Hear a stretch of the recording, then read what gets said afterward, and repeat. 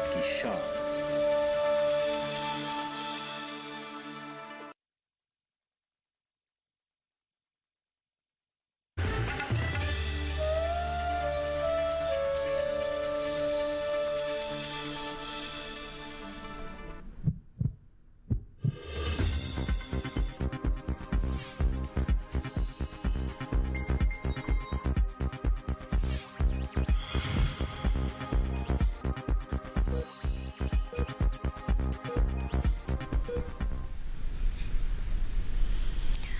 नमस्कार, स्वागत है आपका स्वस्थ किसान में। आपके साथ मैं हूं अंजू सिंह। एक ख्वाहिश, एक सपना, एक भूख और एक मातृत्व प्रेम है।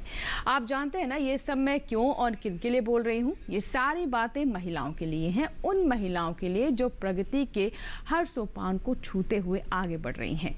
वो न केवल पुरुषों के वर्चस्व को तोड़ती हुई आगे बढ़ रही हैं, बल्कि ज्ञान और विज्ञान के साथ सफल किसान के रूप में भी प्रतिष्ठित हो रही हैं। है ना कमाल की बात। लेकिन महिला दिवस के परिप्रेक्ष्य में देखा जाए तो घर और बाहर दोनों ही जगह अपनी पहचान बनाने वाली महिलाएं, फिर चाहे वो गांव की हों या शहर की, दोनों ही जगह स्वास्थ्य के खतरे देखे जा रहे हैं। गौरतलब है कि महिलाओं की जैसे जैसे उम्र बढ़ती है, खासतौर पर 45 के बाद, उनकी समस्याएं भी बढ़ती हैं। अनियमित पीरियड्स, कमजोरी, थकान, चिड़चिड़ापन, ब्लड प्रेशर, थायराइड की समस्याएं तो देखी ही जा रही हैं, लेकिन सबसे बड़ी समस्या जो है वो है मानसिक स्वास्थ्य की। हालांकि सामाजिक और आर्थिक रूप से पिछड़ी माने जाने वाले कमजोर महिलाओं की बात करें तो उनके स्वास्थ्य में भी सुधार देखा जा रहा है, लेकिन अभी भी कई प्रकार की स्वास्थ्य चुनौतियां हैं। ये भी कहना गलत नहीं होगा कि आज भी कहीं ना कहीं महिलाएं भोगवाद और मानसिक हिंसा की शिकार भी हो रही हैं। जरूरी नहीं कि हिंसा केवल पुरुष ही कर रहे हैं, महिला के प्रति भी महिलाओं द्वारा किए जाने वाली हिंसा का ग्राफ भी लगातार बढ़ रहा है और महिलाओं का एक बड़ा तबका चुपचाप इस मानसिक समस्या को कहीं ना कहीं उससे पीड़ित है और उसको सहता भी जा रहा है। महिलाएं इनमें शामिल हैं। ऐसे में सोचने की बात यह है कि आखिर हमारी प्राथमिकता कहाँ गड़बड़ाई हुई है। आपको बता दें कि विश्व महिला दिवस पर इन्हीं तमाम बिंदुओं पर आज हम आपके सामने बातचीत रखेंगे और विशेषज्ञों से समझने की कोशिश करेंगे और जानेंगे कि उम्र के प्रत्येक पड़ाव में कौन से कारक महिलाओं के मानसिक और शारीरिक स्वास्थ्य को प्रभावित करते हैं। आज का विषय क्या है, आइए डालते हैं उस पर नजर। आज का हमारा विषय है स्वास्थ्य की चुनौतियां और महिलाओं के अधिकार, एक जागरूकता। तो इससे जुड़े कोई भी अगर आपके प्रश्न है, यदि आप महिला हैं, मानसिक और शारीरिक या किसी स्वास्थ्य समस्या से आप प्रभावित हैं या फिर परेशान हैं, तो बेझिझक पूछिए अपने सवाल। हमारे 2 टोल फ्री नंबर आप नोट कर लें। हमारे 2 टोल फ्री नंबर है 1800-1130-60। दूसरा हमारा नंबर है 1800-1130-61।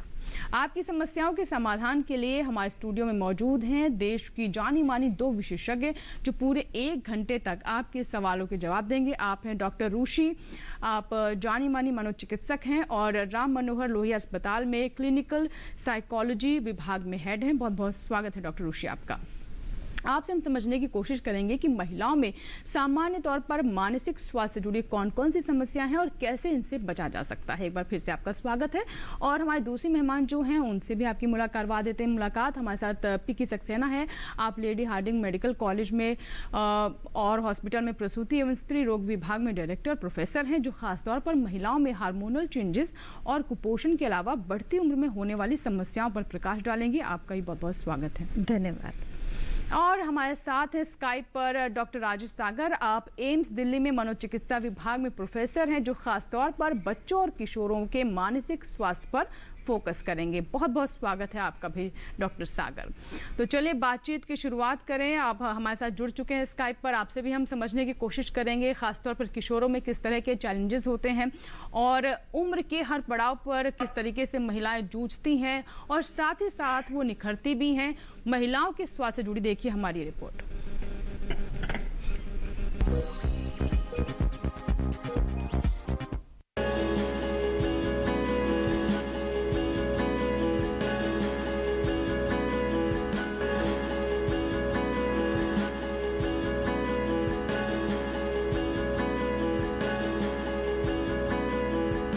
जब भी बात नारी के विकास की होती है, उसके सम्मान की होती है, तो अच्छा लगता है। और लगे भी क्यों ना, नारी प्रगति के हर सोपान को जो छू रही है। लेकिन इसका दूसरा पहलू बड़ा चिंतनीय है। चिंतनीय इसलिए कि महिलाएं जितनी तेजी से आगे बढ़ रही है, उतनी ही तेजी से उनका स्वास्थ्य भी खराब हो रहा है। फिर बात चाहे शहरों में नौकरी और घर संभालने वाली महिलाओं की हो या ग्रामीण महिलाओं के चूल्हा चक्की की। कहते हैं एक स्वस्थ महिला न केवल स्वस्थ बच्चे को जन्म दे सकती है, बल्कि समाज में सक्रिय भागीदारी भी निभा सकती है।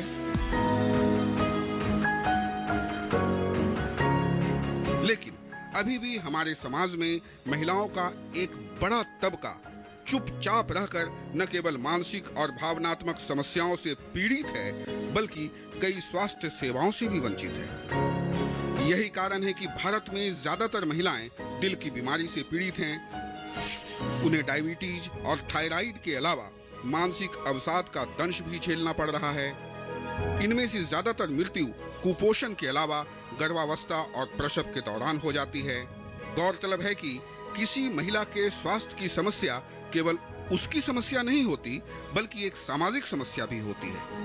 ध्यान देने वाली बात यह है कि काम का बोझ, माहवारी, जल्दी विवाह और फिर गर्भ धारण के बाद यदि सबसे ज्यादा जरूरत पड़ती है तो वह है अच्छा भोजन। इसके न लेने पर महिलाओं में थकावट, कमजोरी, खून की कमी यानी अनीमिया होने का खतरा बढ़ जाता है। यही कारण है कि भारत में 80% गर्भवती महिलाओं में खून की कमी पाई जाती है और लगभग 20% महिलाएं कद में काफी छोटी रह जाती हैं। ग्रामीण महिलाओं की बात करें तो उन्हें खेतों में काम करना है, उन्हें कीटनाशक दवाइयों के संपर्क में भी आना होता है, जिसका असर गर्भ में पल रहे बच्चे के स्वास्थ्य पर पड़ता है। इसी तरह घर पर धुएं से होने वाली फेफड़ों की बीमारियां और दूषित जल के सेवन से भी रोग के पनपने का खतरा बना रहता है।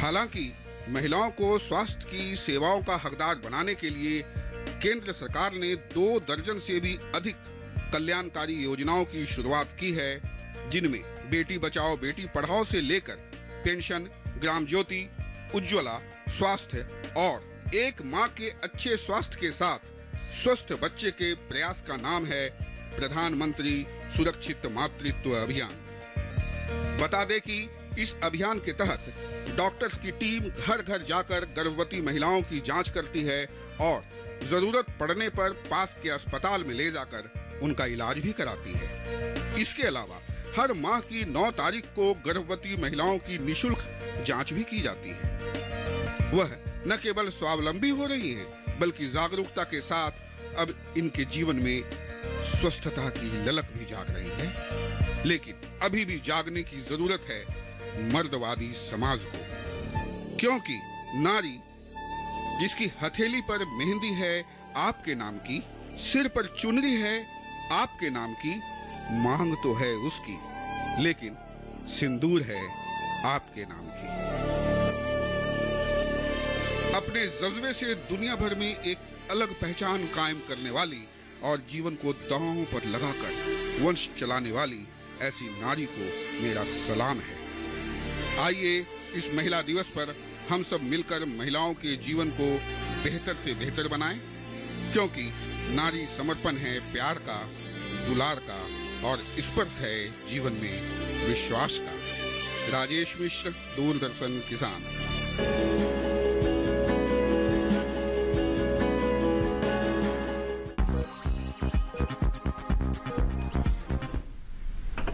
सचमुच उम्र के हर पड़ाव पर, हर पहलू पर उम्र स्वास्थ्य जो है वो असर डालता है, इसलिए ज़रूरत है जागरूकता की। बहुत ज़रूरी है कि आज के समय में हम जागरूक रहें, ख़ास तौर पर अपने स्वास्थ्य को लेकर जागरूक रहने की बहुत ज़रूरत है। इसीलिए हम इस विषय को लेकर आए हैं ताकि महिलाएं जो कि अक्सर अपने स्वास्थ्य को कहीं ना कहीं नज़रअंदाज कर देती हैं वो ऐसा ना करें। चलिए बातचीत की शुरुआत करते हैं। डॉक्टर रुषि, सबसे पहले मैं आपसे जानना चाहूँगी, जैसा कि हम विश्व महिला दिवस की बात कर रहे हैं और हम इस दिन अधिकारों की बात करते हैं कि महिलाएं आगे बढ़ रही हैं, हर क्षेत्र में अपनी पहचान बना रही हैं, लेकिन स्वास्थ्य कहीं ना कहीं यहाँ भी बैक सीट पर रहता है, उस पर हम चर्चा नहीं करते। जब तक महिला के स्वास्थ्य और उसके अधिकारों की बात करते हैं तब तक ये बात पूरी नहीं होती कि वाकई में महिलाएं आगे बढ़ रही हैं। क्या कहना चाहेंगे? बहुत अच्छी बात कही अपने। हमारे देश में आप किसी भी मीडिया चैनल को लीजिए, न्यूज़पेपर्स को लीजिए, बहुत ज़्यादा चर्चा की जाती है कि अपनी स्किन को अच्छा रखने के लिए महिलाएं क्या करें, बालों को अच्छा रखने के लिए, उनकी देखभाल के लिए क्या करें, पर स्वास्थ्य को कैसे अच्छा रखा जाए इसके बारे में बहुत कम चर्चा होती है। तो अभी बहुत ज़रूरी है हर वर्ग की महिलाओं को ये समझना कि किस तरह से हमको अपने स्वास्थ्य का ध्यान रखना है, चाहे वो बचपन है, किशोर अवस्था है, जवानी का वक्त है या बुढ़ापे का टाइम है, क्योंकि बहुत सारी मानसिक समस्याएं और शारीरिक समस्याएं औरतों के साथ लगी रहती हैं, जैसे कि आयरन डेफिशिएंसी, एनीमिया बहुत कॉमन है। फिर हर एक मिडिल एज से लेकर ओल्ड एज में जो है अर्थराइटिस की काफ़ी प्रॉब्लम रहती है महिलाओं में। उसी तरह से मानसिक तौर पर भी ऐसा देखा गया है, आंकड़े भी ये बताते हैं कि स्ट्रेस, डिप्रेशन, एंजाइटी महिलाओं में ज़्यादा पाया जाता है कंपेयर टू मेन।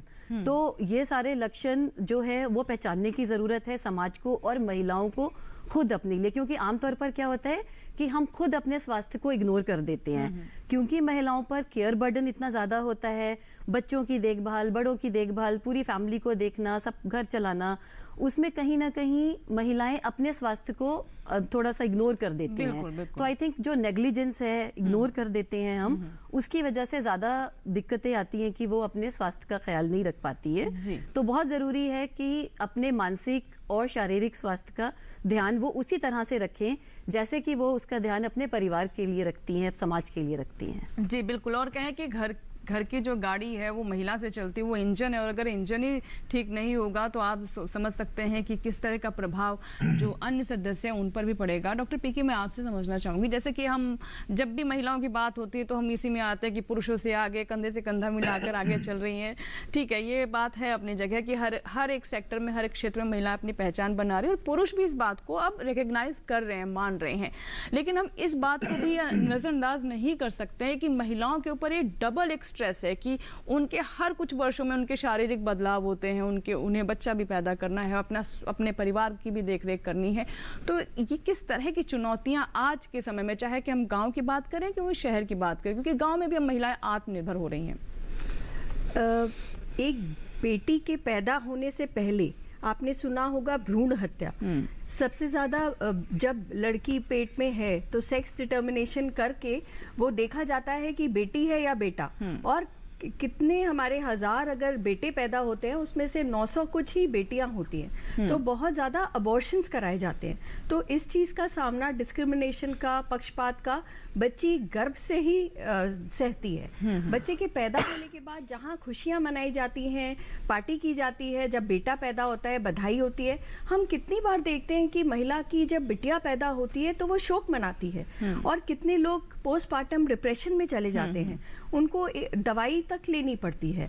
उसके बाद जैसे जैसे बेटी पढ़ती है, बेटा और बेटी हो, तो खान पान की व्यवस्था, पढ़ाई की व्यवस्था, बिटिया को घर के बाहर खेलने जाने में रुकावटें, उनके कपड़े पहनने में, सब चीज़ों में रुकावटें होती हैं। फिर उनके शारीरिक जो चेंजेस, फिजिकल चेंजेस नॉर्मली होते हैं, जब पीरियड शुरू होते हैं, माहवारी शुरू होती है, उसकी साफ सफाई, उसके कारण कितनी बार बच्चियां स्कूल नहीं जाती, और फिर प्रेगनेंसी में काफ़ी सारी मुसीबतें उन्हें झेलनी पड़ती हैं। सबसे ज़्यादा एक औरत की ज़िंदगी में मरने के चांसेस और आईसीयू में जो बहुत सीरियस होने के चांसेस गर्भावस्था के दौरान ही होते हैं। अनीमिया, ब्लड प्रेशर, डायबिटीज़, गर्भपात, सब चीज़ें, सारी मुसीबतें, और बच्चा पैदा करना। औरतें जहाँ समझा जाता है कि फिजिकली और मेंटली मर्दों से, पुरुषों से कम है, इतना ज़्यादा दर्द और इतना कष्ट, पीड़ा सहकर मेंटली और फिजिकली वो बच्चे को पैदा करती हैं। फिर बच्चे का खान पान, परिवार का खान पान, जैसे डॉक्टर ऋषि ने बताया, उसमें लग जाती हैं और अपनी हेल्थ कहीं ना कहीं नज़रअंदाज कर देती हैं। फिर जैसे जैसे वो बड़ी होती हैं, उनको अपने बच्चे, अपने हस्बैंड, अपने सास ससुर और पूरे परिवार का देखरेख करनी पड़ती है। तो बहुत सारे खतरे की चीज़ें हैं जो मैं बताऊंगी, रेड फ्लैग्स, जिसमें उन्हें अलर्ट रहना चाहिए, और वो हमारे पास बहुत लेट आती हैं। बिल्कुल, मैं इस पे भी आपसे बात करूंगी कि आखिर जो महिलाओं की समस्याएं हैं वो ऐसी स्थिति में क्यों पहुंच जाती हैं जहां पर कई बार इलाज भी उनके लिए बहुत कष्टदायी हो जाता है, कॉस्टली भी हो जाता है। तो आखिर यहाँ कहाँ कमी रह जाती है, इसके बारे में आगे बात करेंगे। लेकिन एक कॉलर है, आइए उनसे हम बात करते हैं। नंद स्वरूप मिश्रा जी हैं, उत्तर प्रदेश के बाराबंकी से। जी बताइए नंद स्वरूप जी, क्या सवाल है आपका? मेरा नाम नंद स्वरूप मिश्रा बाराबंकी से जी। उत्तर प्रदेश। मैं जानना ये चाहता हूँ कि जो घर में महिलाएं होती हैं वो जो है तनाव की शिकार रहती हैं, तो घर में किस प्रकार से माहौल पैदा किया जाए जिससे उनको तनाव न हो। और दूसरी चीज, बेटा और बेटी में कोई फर्क नहीं करना चाहिए, क्योंकि बेटा के लिए तो गीत बने मेरे घर में लल्ला हुआ, मुझ लल्ली के लिए भी गीत कोई बनना चाहिए, सबको समान दर्जा देना चाहिए, जी ना बिल्कुल। कहीं ऊंच ना कहीं नीच। बहुत बहुत शुक्रिया नंद स्वरूप जी। और आप पुरुष के मुंह से तमाम बातें हम सुन रहे हैं तो बहुत अच्छा लगा और ये लगा कि समाज में वाकई में बदलाव आ रहा है और आप महिलाओं के लिए सोच रहे हैं कि आपके घर में ऐसा किस तरह से माहौल बनाया जाए, या अन्य लोग जो सुन रहे हैं, ताकि महिलाएं जो मानसिक तनाव में कई बार अवसाद की शिकार हो जाती है, ऐसी स्थिति ना आए। तो बहुत अच्छी लगी। हालांकि मैं एक्सपेक्ट करी थी कि पहला कॉल किसी महिला की तरफ से आएगा, लेकिन ये भी बहुत पॉजिटिव कॉल थी। बात करते हैं डॉक्टर ऋषि, क्या कहना चाहेंगे? इसके लिए बहुत ज़रूरी है कि पहले परिवार में देखें कि कहीं किसी किस्म का कोई डिस्क्रिमिनेशन तो नहीं है, क्योंकि आप खुद एक भेदभाव की बात कर रहे थे, तो किसी तरह का भेदभाव नहीं होना चाहिए।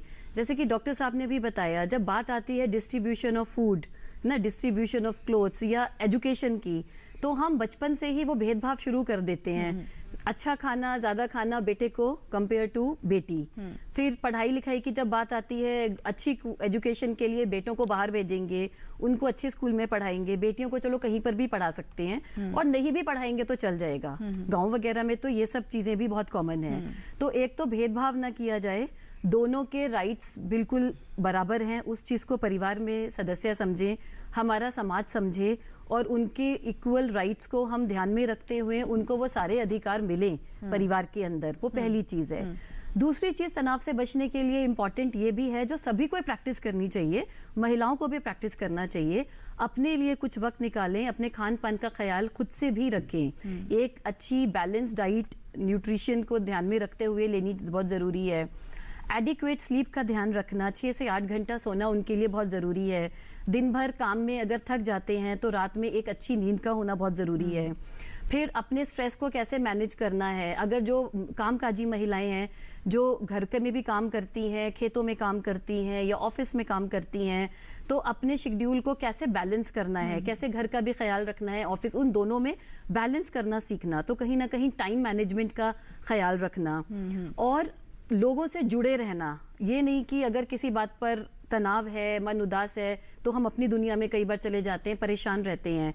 कई बार तनाव से मुक्ति बहुत आराम से मिल जाती है जब हम वो बात किसी से शेयर करते हैं। जरूरत पड़े तो प्रोफेशनल हेल्प भी ले, लेकिन कम से कम अपने दोस्तों से, अपनी परिवार से जुड़े रहें। और आजकल तो बहुत आसान है, मतलब टेक्नोलॉजी की वजह से हमारा जुड़ना समाज से, दोस्तों से मिलना इतना आसान हो गया है कि अगर घर में किसी के पास वक्त नहीं भी है हर समय बात करने का, तो आपने एक फ़ोन उठाया, ऑडियो कॉल किया, वीडियो कॉल किया, जिससे भी आप बात करना चाहते हैं बात करें, जुड़ें, अपने लिए टाइम निकालें, अपने रिक्रिएशनल एक्टिविटीज, जिन चीजों में दिलचस्पी हो उसको थोड़ा सा वक्त, आधा या 1 घंटा अपने लिए जरूर निकालें। तो इन सब चीजों से भी तनाव से मुक्ति बहुत आराम से मिल जाती है। बिल्कुल बिल्कुल, ये बहुत आपने अच्छी बात बताई कि अपने लिए समय निकालना बहुत जरूरी है। और नींद, हम देखते हैं कि अक्सर महिलाएं नींद नहीं ले पाती पूरे, और आपने कहा कि 8 घंटे तो उन्हें सोना ही चाहिए कम से कम। उससे भी एक और ज्यादा जरूरी चीज है कि एक्सरसाइज, फिजिकल एक्टिविटी।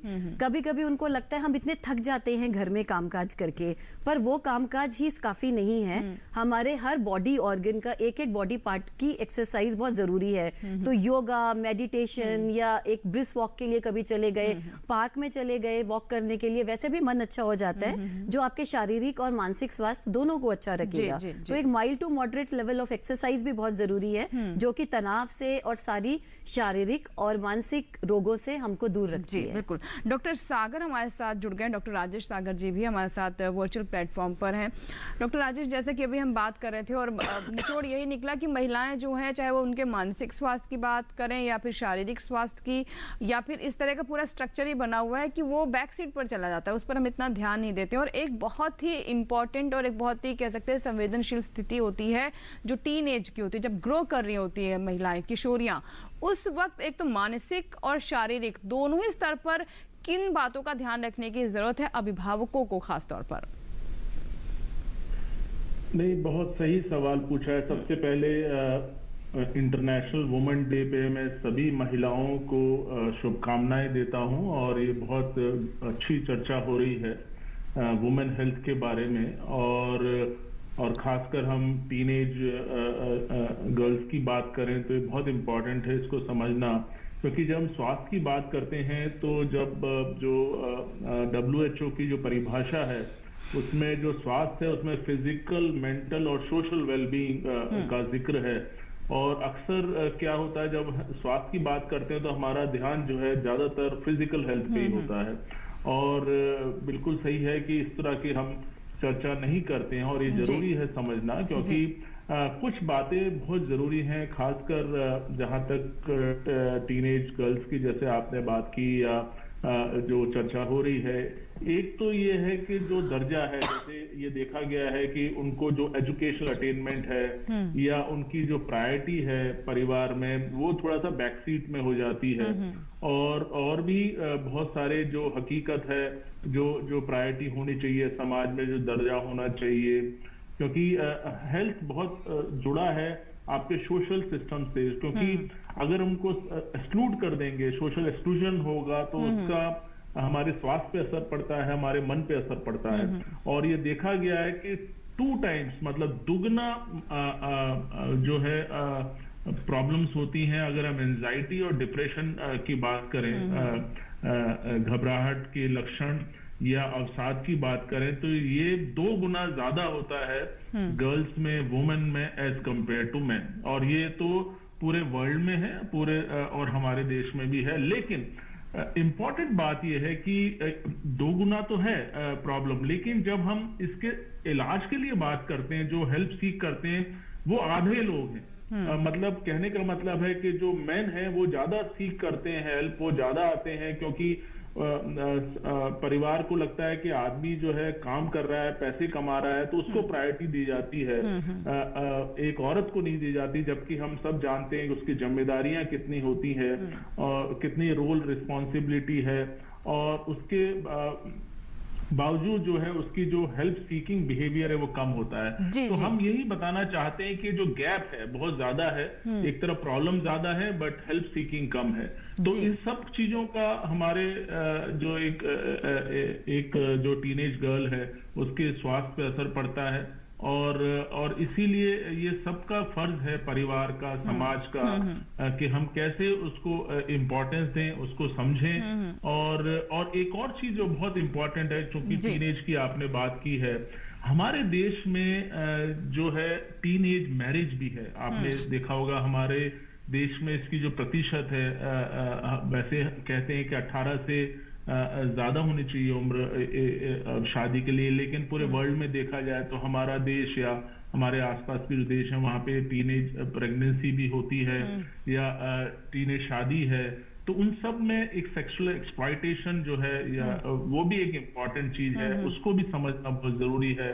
और क्योंकि ये सब जो चीजें हैं हमारे मानसिक स्वास्थ्य से जुड़ी हुई हैं, क्योंकि जितना एक्सप्लॉयटेशन होगा, स्टिग्मा होगा, डिस्क्रिमिनेशन होगा, सोशल एक्सक्लूजन होगा, पढ़ाई में अटेनमेंट में दुविधा होगी, तो उन सब का असर हमारे मानसिक स्वास्थ्य पे पड़ता है।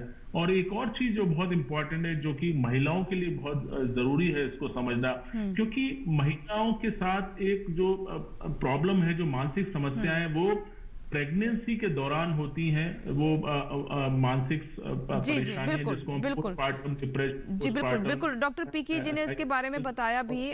जी डॉक्टर सागर, हम और विस्तार से आपसे समझेंगे और कुछ कॉलर्स भी इंतजार कर रहे हैं। पहले कॉल ले लेते हैं। विनीता जी हैं जिन्होंने हमें बिहार से कॉल किया है। जी विनीता जी, स्वागत है आपका स्वस्थ किसान में, बताइए क्या सवाल है। हेलो। हाँ हेलो। जी विनीता जी बताइए।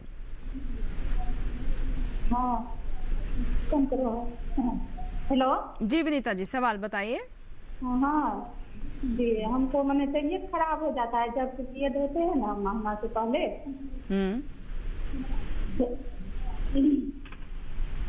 हेलो। जी विनीता जी, हम आपका सवाल सुन रहे हैं, बताइए क्या कहना चाहती हैं।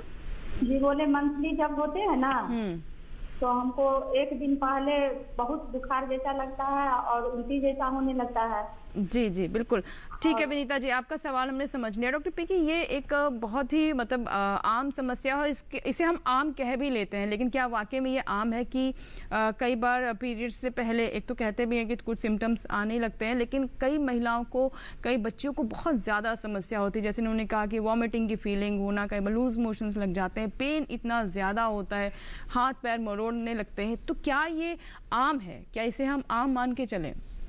ऐसा है कि ये समझने की ज़रूरत है कि ये कारण है एक हार्मोनल चेंजेस होने का। पीरियड से पहले हमारा प्रोजेस्ट्रोजन लेवल्स काफ़ी बढ़ जाते हैं, जिसकी वजह से उल्टी जैसा लगना, पेट में, कमर में, नीचे पैरों में दर्द होना और बहुत ज़्यादा परेशानी होनी। कई बार ऐसा होता है इसमें तनाव बहुत ज़्यादा होता है और सब लोग बोलते हैं कोई चिंता की बात नहीं है, ये तो आपके नॉर्मल पीरियड आ रहे हैं, कोई बात नहीं है। लेकिन इसके लिए ज़रूरी है कि आप अपने गायनेकोलॉजिस्ट और टीचर से या माँ बाप से बात करें और इसके लिए कुछ दवाइयाँ दी जा सकती हैं, क्योंकि इस समय देखा गया है कि डिप्रेशन तक हो जाता है बच्चियों को। जी जी। और वो अपने स्कूल से छुट्टी लेती है, इतनी परेशान होती है कि ये बात किसी से कर नहीं पाती। तो ज़रूरी है, इसकी बहुत अच्छी दवाइयाँ हैं। अगर 1-2 दिन पहले ये प्रॉब्लम होती है, फर्स्ट और सेकेंड डे पे आप दवाई लेंगे तो उससे इसका काफ़ी हद तक सुधार हो सकता है जी। तो इसके लिए आप अपने डॉक्टर के पास दिखाएं और इसका इलाज कराएं इसको, क्योंकि अगर आप नहीं कराएंगे तो ये प्रॉब्लम धीरे धीरे बढ़ती जाती है और हर बार आपको स्कूल से छुट्टी लेनी पड़ेगी। अगर आप कामकाजी महिलाएं तो वहां से छुट्टी लेनी पड़ेगी। जी, बिल्कुल। इसके साथ ही मैं बताना चाहूंगी कि माता पिता और टीचर्स को बताना चाहिए कि जब लड़की के पीरियड्स आने वाले हैं उससे पहले ही बताना चाहिए कि ऐसा ऐसा होगा।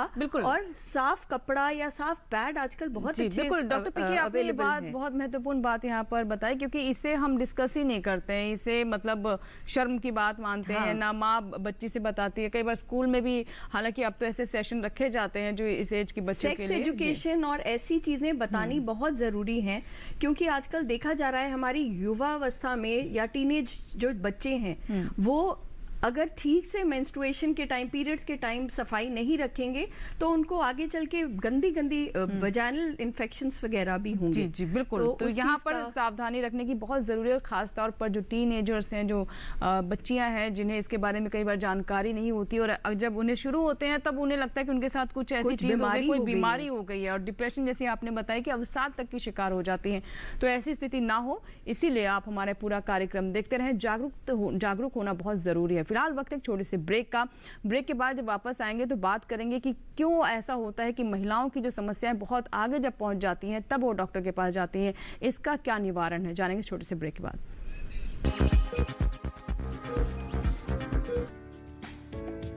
ये कामयाबी है अन्नदाता की,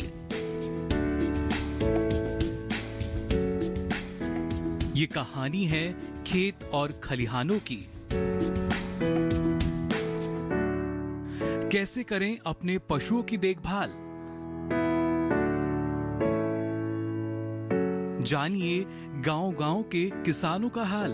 देखिए गांव किसान, सोमवार से शुक्रवार दोपहर 12 बजे।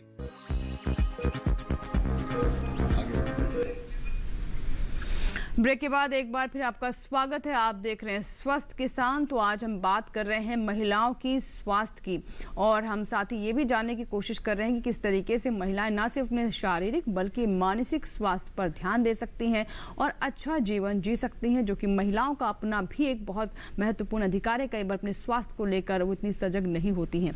आइए समझने की कोशिश करते हैं कि तनाव या अवसाद का शरीर पर किस तरह का प्रभाव पड़ता है, और साथ ही साथ ये भी हम जानने की कोशिश करेंगे कि इससे कैसे न सिर्फ उनके शरीर पर प्रभाव पड़ता है बल्कि पूरा परिवार जो है वो कहीं ना कहीं इसे डिस्टर्ब हो जाता है और समाज पर भी इसका प्रभाव पड़ता है। डॉक्टर ऋषि, मैं आपसे समझने की कोशिश करूंगी कि कई बार महिलाएं न सिर्फ अपने शारीरिक समस्याओं से जूझती हैं, मानसिक, बल्कि उन्हें कई तरह से प्रताड़ित भी होना पड़ता है। अगर शादी से पहले की बात करें तो कई बार देखते हैं कि पिता उनके साथ क्रूर रहते हैं, शादी के बाद कई बार पति ऐसे मिल जाते हैं, कई बार भाई, मतलब कई तरह के प्रताड़ना उन्हें गुजरना पड़ता है। ऐसे में किस तरीके से महिलाएं अपने को सशक्त बनाए, क्या कहना चाहेंगी? शुरुआत हम वहीं से करते हैं जहाँ से आपने बात शुरू की कि किस तरह से जो है वो सिम्टम्स बढ़ जाते हैं और उसका शरीर पर क्या प्रभाव पड़ता है, और जैसा कि परिवार में अगर ये स्थिति है तो उससे हम कैसे उसको हैंडल करें। तो आई थिंक सबसे पहले तो ये जानना बहुत ज़रूरी है महिलाओं के लिए कि जब भी तनाव का या अवसाद का जो भी इम्पैक्ट है, सबसे पहले वो हमारे बायोलॉजिकल प्रोसेस पे होता है। जैसे कि हमारा स्लीपिंग पैटर्न और जो ईटिंग पैटर्न है वो डिस्टर्ब हो जाता है, तो खान पान में डिस्टर्ब हो जाएगा, या तो भूख ज़्यादा लगेगी। अवसाद में ऐसा भी देखा जाता है कि कभी कभी जो है वो पेशेंट्स बहुत खाते हैं, और कभी कभी ऐसा भी होता है कि भूख लगनी बंद हो जाती है, नींद डिस्टर्ब हो जाती है, या तो नींद को आने में मुश्किल होगी, या अगर एक बार नींद अगर आ गई तो बाद में रात में बार बार आंख खुली तो दोबारा फिर नींद आने में मुश्किल होती है, या सुबह में जब वो उठते हैं तो फ्रेश फील नहीं करते हैं। पढ़ने वाले बच्चे, कामकाजी लोग अक्सर बताते हैं कि आजकल बहुत अटेंशन कंसंट्रेशन की प्रॉब्लम हो रही है, हम ठीक से विजिलेंट नहीं रहते, हम अटेंड नहीं कर पाते हैं, कंसंट्रेट नहीं कर पाते हैं, और भी इसके साथ साथ बहुत सारी चीज़ें हैं, जैसे कि चिड़चिड़ापन बहुत पड़ जाता है। जैसे कि आप कह रहे थे कि परिवार पर क्या प्रभाव पड़ता है, तो ऐसे में क्या होता है कि जब बहुत इरिटेबल होंगे, चिड़चिड़े होंगे, तो परिवार पर भी, औरतें हैं तो उसका प्रभाव बच्चों पर पड़ रहा है, पति पे पड़ रहा है, बुजुर्गों पे पड़ रहा है, तो उससे घर का भी माहौल खराब होता है। तो आई थिंक बहुत ज़रूरी ये होता है कि हम समझें कि ये चिड़चिड़ापन है, या जो मेरा ये बायोलॉजिकल प्रोसेस पूरा गड़बड़ हो रहा है, या जो मैं इतना लो फील महसूस करती हूँ, डिप्रेशन है, एंग्जाइटी है, जो भी तनाव है, इसके लिए मैं खुद क्या करूं घर में, जिससे मैं जो हमने अभी पहले भी बात करी, और अगर मैं नहीं उसको हैंडल कर पा रही हूं तो मैं डॉक्टर की सलाह लूं। तो ये आई थिंक उसको पहचानना सही वक्त पर, जैसे कि डॉक्टर सागर भी कह रहे थे कि हमारे देश में वैसे भी जो हेल्प सीकिंग बिहेवियर है वो लोगों का बहुत पुअर है।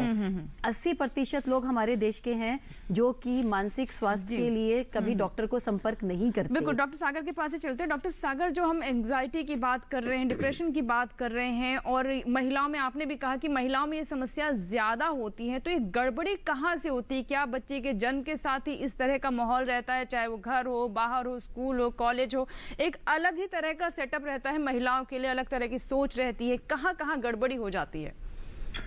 बिल्कुल सही कहा। देखिए, इसका कारण देखें तो ये कारण एक नहीं है, बहुत सारे कारण हैं, और कारणों को भी अगर हम डिवाइड करें, समझें, तो एक तो बायोलॉजिकल कारण हो गया, और क्योंकि महिलाओं में प्रेगनेंसी रिलेटेड इश्यूज हैं, पोस्टपार्टम रिलेटेड इश्यूज हैं, बल्कि पोस्टपार्टम होने के वक्त जो है ये कहा जाता है कि ब्लूज जो है ऑलमोस्ट 50% होते हैं, और उसका प्रतिशत 10% लोगों को साइकोसिस या डिप्रेशन, इस तरह की बड़ी गंभीर प्रॉब्लम भी हो सकती है। तो और उसके अलावा जो सबसे बड़ी बात है कि क्योंकि मानसिक स्वास्थ्य जो है हमारे समाज के दर्जे से भी जुड़ा हुआ है कि हमारी पोजीशन क्या है। अगर हम किसी व्यक्ति को प्रताड़ित करेंगे, या उसको एक्सक्लूड करके रखेंगे, या उसको आइसोलेट करके रखेंगे, या उसको हमेशा परेशान करके रखेंगे, या उसको आप बुली करेंगे, या उसको कहेंगे आप कुछ नहीं कर सकते, या उसको बहुत सारा उसमें तनाव होगा। जैसे चर्चा हो रही थी कि एक महिलाओं के रोल्स बहुत ज्यादा होते हैं कि वो घर में वो घर का काम भी करती है, और कुछ महिलाएं जो जॉब भी करती हैं तो वो अपने परिवार में बच्चों का भी ध्यान रखती हैं पूरे, तो सभी का उसके मल्टीपल रोल्स हैं। तो उन सब से स्वाभाविक है स्ट्रेस ज्यादा होगा, तो ये सब का प्रभाव पड़ता है, और उसमें एंजाइटी, डिप्रेशन, इस तरह की प्रॉब्लम जो है बिल्कुल डॉक्टर सागर, आपने बहुत महत्वपूर्ण बात यहाँ पर कही। इसलिए आइए हम समझने की कोशिश करते हैं कि तनाव या अवसाद का शरीर पर क्या प्रभाव पड़ता है, और साथ ही साथ ये भी जानने की कोशिश करते हैं कि इसे किस तरह से हम पहचानें, कैसे इसकी पहचान करें, कौन से वो सिम्टम्स हैं जिन पर नजर रखना बहुत जरूरी है। आइए डालते हैं नजर इस रिपोर्ट पर।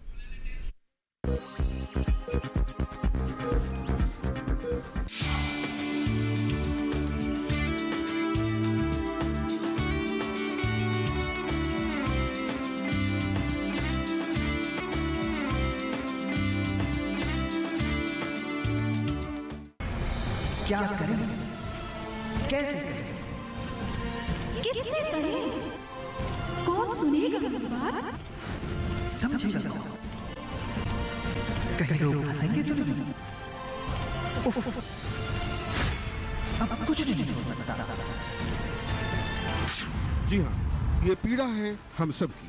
काम का बोझ, रिश्तों में अनबन, एग्जाम या प्यार में असफलता, या फिर किसी तरह की दुर्घटना, ऐसे कई कारक होते हैं जो तनाव से उपजकर अवसाद का भी कारण बन सकते हैं। कहते हैं चिंता से बेहतर है चिता। जी हाँ, इस छोटी सी कहावत में वास्तविकता है उस सच की जिसे जानते हुए भी हम अनजान हैं। अनजान इसलिए कि मृत्यु का कष्ट तो एक बार ही होता है, लेकिन मानसिक तनाव अनेक कष्टों को जन्म दे जाता है। यदि बात करें बात बात में टेंशन की, तो ऐसे तनाव वहाँ होते हैं जहाँ असंतोष है, अविश्वास है, भविष्य की अनिश्चितता और साधनों की कमी है। मेहनत तो है किंतु उपलब्धियां नहीं है। इसी तरह परिवार तो है लेकिन उसमें टूटन है, विघटन है, छोटी छोटी बातों में बड़े बड़े तनाव है। क्या करें क्या ना करें, कौन सुनेगा मेरी बात, जैसी बातों से न केवल हमारा दिमाग प्रभावित होता है बल्कि शारीरिक व्यवस्था भी प्रभावित होती है। जाहिर है कैरियर, परिवार की जिम्मेदारियां, काम का बोझ और रिश्तों के बीच बढ़ती दूरियां जब होगी तो तनाव भी चरम पर होगा। बता दें, जब हमारे मस्तिष्क को पूरा आराम नहीं मिल पाता और उस पर हमेशा एक दबाव बना रहता है, तब आपकी नींद उड़ सकती है, यहाँ तक कि आप अवसाद में जा सकते हैं। केवल इतना ही नहीं, तनाव का हमारे पाचन क्रिया से भी बहुत बड़ा संबंध होता है, क्योंकि पाचन क्रिया हमारे एंट्रिक नर्वस सिस्टम से नियंत्रित होती है। जब तनाव सक्रिय होता है तो हमारा नर्वस सिस्टम सबसे पहले ब्लड सर्कुलेशन यानी रक्त प्रवाह को बंद कर देता है, जिससे पाचन प्रणाली भी बंद हो जाती है।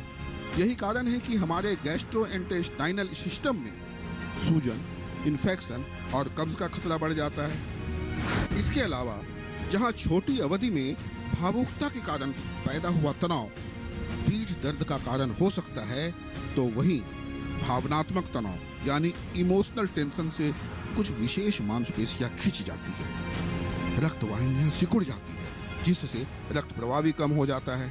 विशेषज्ञों की माने तो तनाव के कारण शरीर में एड्रेनालिन और कार्टिसोल जैसे स्ट्रेस हार्मोन्स बढ़ जाने से दिल की समस्याएं पैदा हो सकती है, ब्लड प्रेशर बढ़ सकता है और हार्ट अटैक का कारण भी बन सकता है। गौरतलब है कि 8 घंटे के शारीरिक श्रम से मनुष्य की इतनी शक्ति नष्ट नहीं होती जितनी आधे घंटे की मानसिक व्याग्रता यानी मानसिक तनाव के कारण हो जाती है। जरा सोचिए, अनिद्रा की बीमारी क्यों इतनी आम हो गई, पेट की समस्याएं क्यों इतनी बढ़ गई।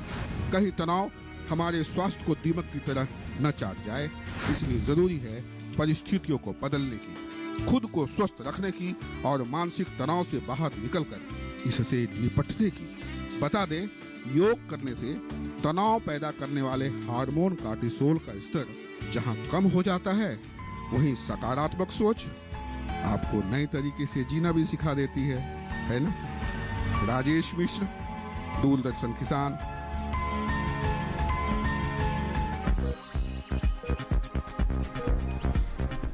तो देखा आपने तनाव की कारस्तानी। अब समझना ये आपको ही है कि इससे कैसे बचें। चलिए बातचीत की एक बार फिर से शुरुआत करते हैं। डॉक्टर पीके, जैसे कि ब्रेक से पहले मैंने जिक्र किया था कि अक्सर ये डॉक्टर्स बताते हैं कि जब ओपीडी में महिलाएं आती हैं तो कई बार जो उनकी समस्याएं हैं वो ऐसे स्टेज पे पहुंच चुकी होती हैं जब ट्रीटमेंट कॉस्टली भी हो जाता है और ज़्यादा मतलब समस्या बढ़ जाने की वजह से उन्हें और ज़्यादा झेलना भी पड़ता है।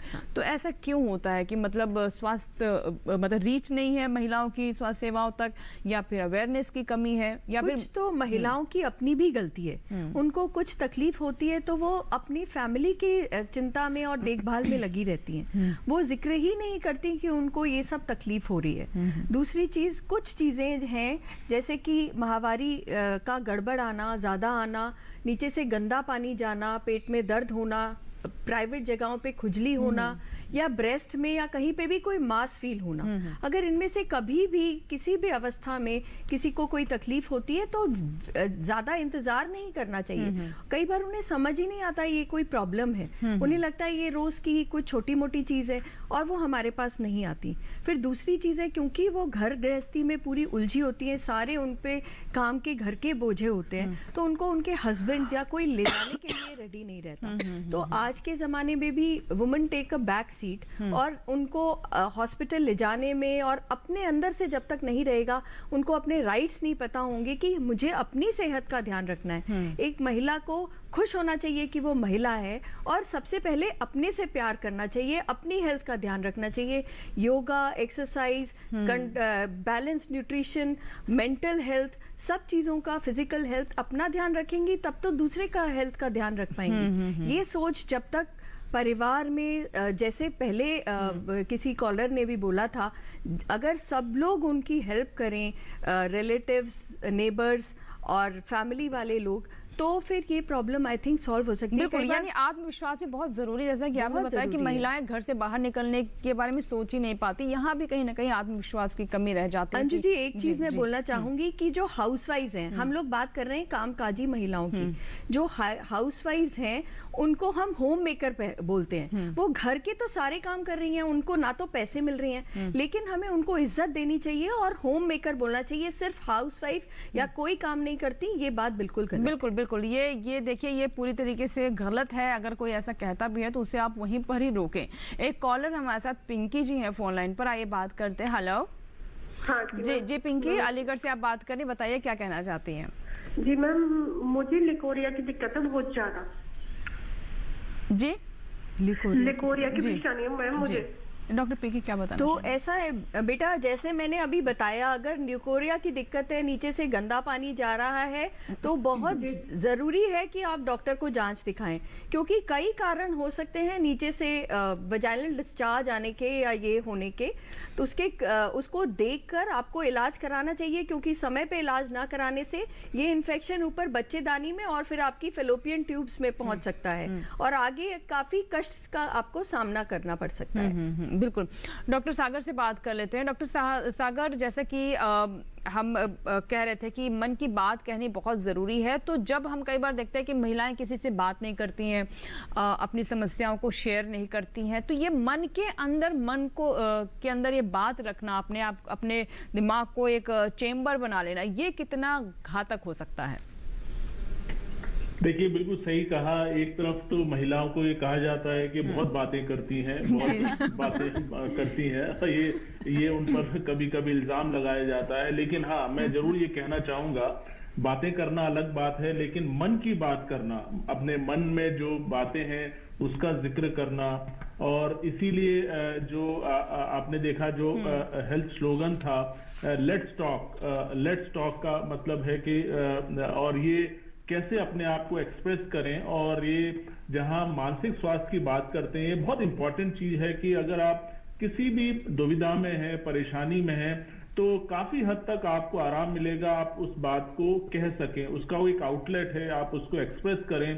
तो इसीलिए वो स्लोगन था लेट्स टॉक के बारे में।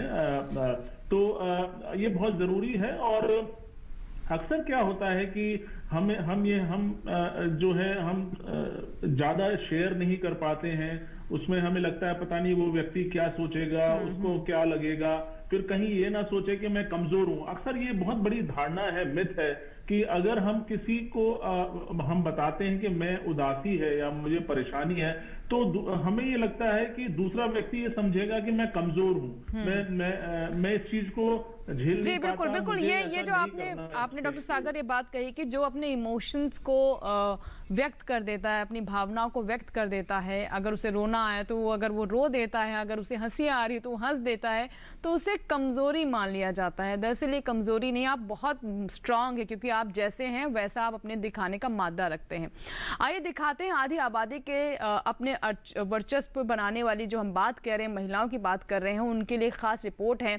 अभी भी आपको बता दें कि बहुत सारी महिलाओं को अपने अधिकार और कानून के बारे में भी नहीं पता है, और ऐसे में आधी आबादी के हक की अगर हम बात करें तो कैसे बात करें। आइए देखते हैं इस रिपोर्ट को।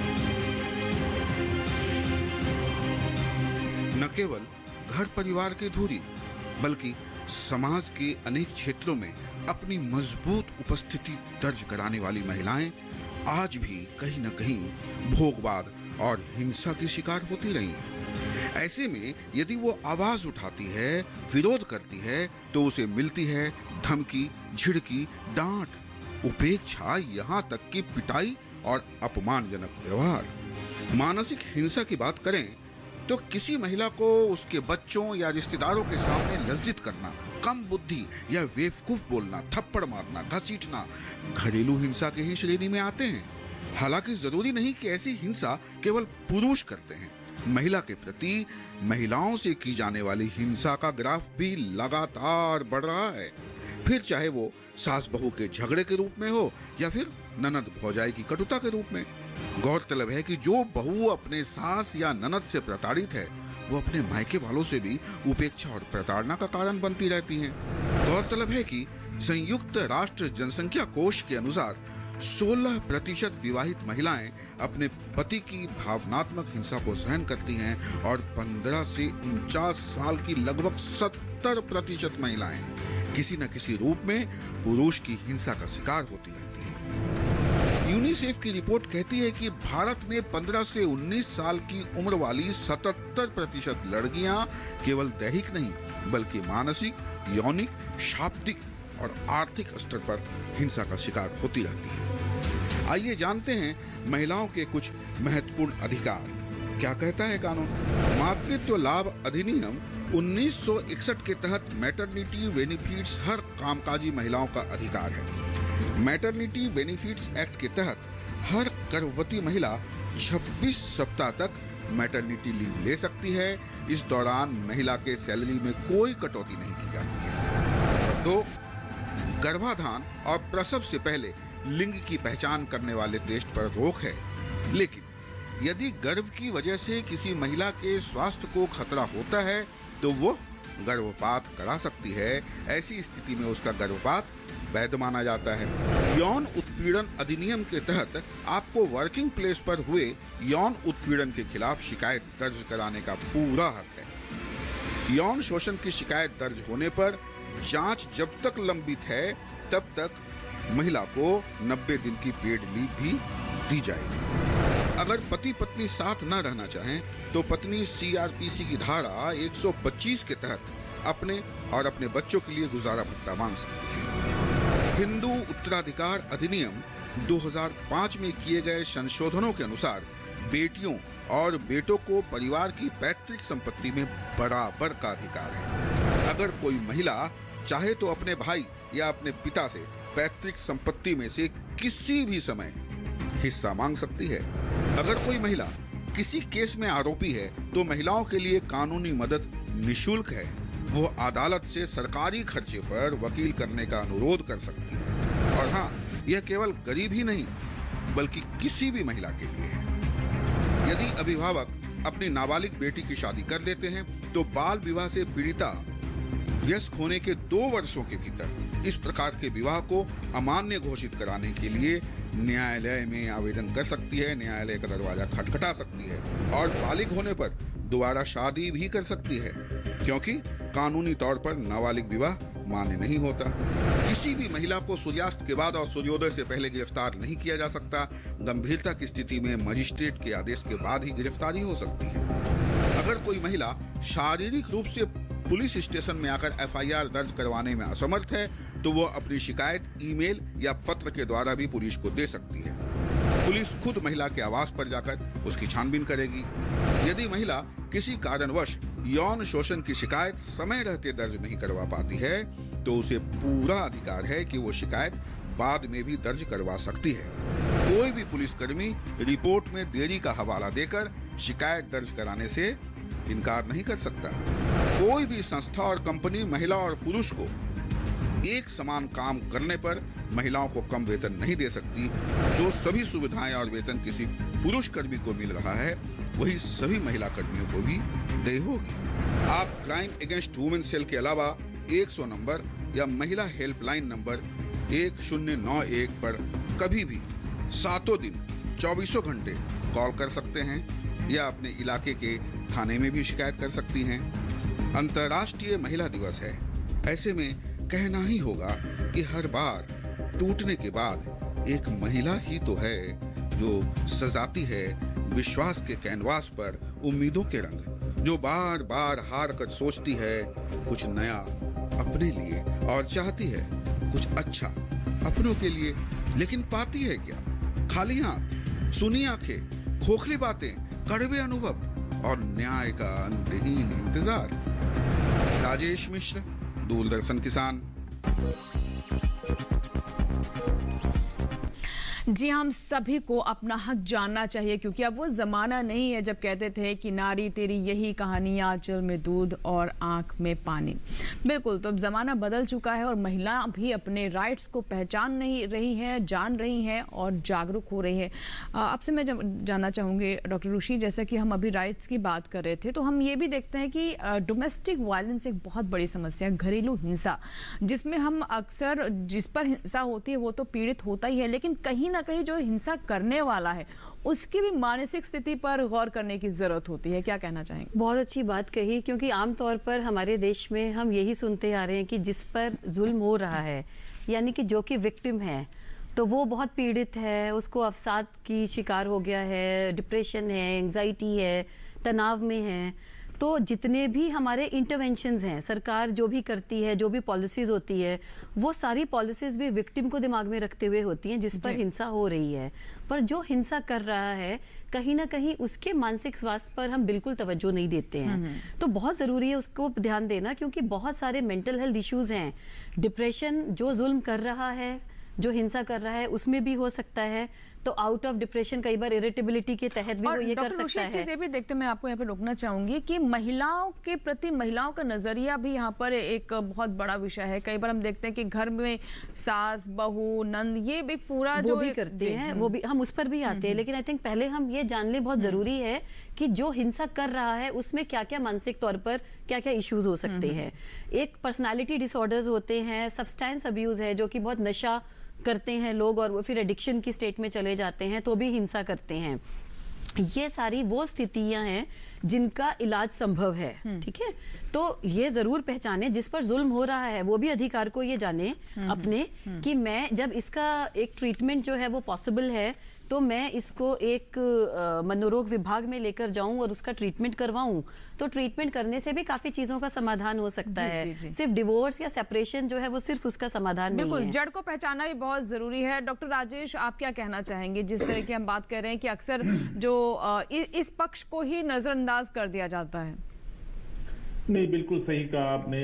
डोमेस्टिक वायलेंस, एक घरेलू हिंसा, बहुत इम्पोर्टेंट बात आपने जिक्र किया है। और मैं बता दूं, हमारे देश में कानून भी है इसका, और ये भी हम बताना चाहेंगे, एम्स में इस पर एक WHO का प्रोजेक्ट भी चल रहा है, अलग अलग डिफरेंट सेंटर्स के साथ। और इसमें मुख्य बात ये है कि इसमें जो विक्टिम है उसकी जो उसको अनुभव होता है, जो उसको हानि होती है या अलग अलग किस्म की जो प्रॉब्लम होती है, वो एक बहुत इम्पोर्टेंट चीज है। और उसका प्रभाव जो है व्यक्ति पे पड़ता है और पूरे परिवार पे पड़ता है। बिल्कुल। और ये भी बहुत जरूरी है जब हम बात करते हैं कि जो हिंसा कर रहा है उसको भी समझना बहुत जरूरी है, क्या कारण है। क्योंकि ये देखा गया है कि जो हिंसा विक्टिम होते हैं वही आगे जाकर वो एग्रेसर हो जाते हैं। तो ये भी समझना बहुत जरूरी है। बिल्कुल, ये पूरा एक चेन रिएक्शन कहीं ना कहीं होता है कि जो आपने झेला आप वही आगे देने की कोशिश करते हैं, या फिर वो आपके पूरे स्वभाव में आ जाता है। ये हम अक्सर देखते हैं। डॉक्टर पीकी, मैं आपसे भी यहाँ पर जानना चाहूंगी। देखिए, एक तो ये तो बात हुई मेंटल हेल्थ की, लेकिन कई ऐसे भी राइट्स हैं जिनके बारे में या तो महिलाएं जानते नहीं। मसलन कब वो बच्चा करना चाहती कि नहीं करना चाहती। कई बार अनवांटेड प्रेगनेंसीज हो जाती हैं। तो इन सब के बारे में क्या बताना चाहेंगी?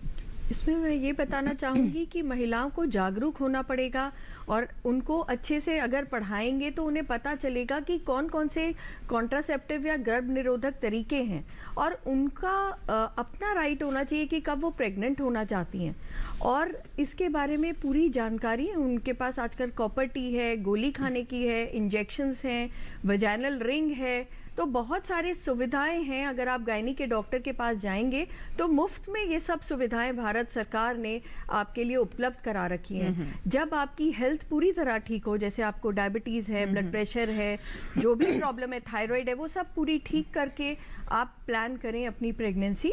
और फिर आपको पता होना चाहिए कि अगर आप कामकाजी महिलाएं तो चाइल्ड केयर लीव आपको मिलती है और इस समय 6 महीने के लिए आपको पूरी पेड सैलरी मिलेगी। जी, जी। और इसी तरह शिक्षा में, जैसे हमारा कॉलेज एक बहुत बड़ा कॉलेज है और डॉक्टर्स की लड़कियों की पढ़ाई के लिए, और यहाँ एशिया में ये एक इकलौता कॉलेज है जिसमें सारी लड़कियों को डॉक्टर बनाया जाता है। अंडर ग्रेजुएट स्टूडेंट सारे डॉक्टर्स हैं। तो ये सब जगहें कहाँ कहाँ उनके लिए रिजर्वेशन है, ये सब चीजें उनको पता होंगी। और ये बहुत जरूरी है कि वो उनको माँ बाप पढ़ाएं और पढ़ाई के बाद वो घर ना बैठें। सबको कुछ ना कुछ जॉब करना चाहिए जिससे वो आत्मनिर्भर हों।